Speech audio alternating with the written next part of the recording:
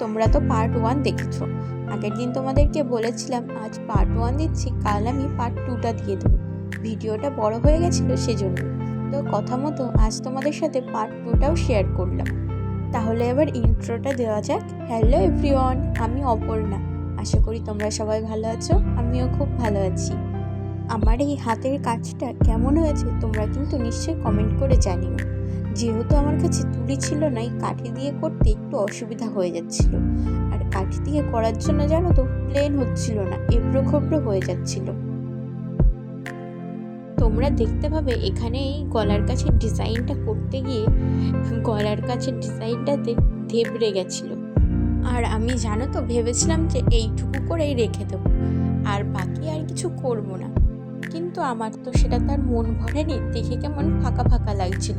সেজন্য আমি আবার পরের দিন আবার বসে গেছিলাম আর একটুখানি ডিজাইন করতে।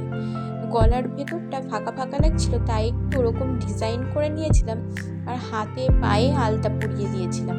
এটা আমি ভেবেছিলাম যে পরে কোনো একদিন করবো খানি, তারপরে দেখলাম যে না, এখনই করে দিই। হাতে পায়ে আবার ইয়েলো কালারটা দিয়ে নেল পলিশ পরিয়ে দিয়েছিলাম। আমার কাছে ব্ল্যাক ফেব্রিক না থাকার কারণে চুলটা আর আইব্রোটা করতে পারিনি, সেটা পরে করব। তো ফুল লুকটা কেমন হয়েছে কমেন্ট করে জানিও। সো টাটা, দেখা হচ্ছে নেক্সট ব্লগে।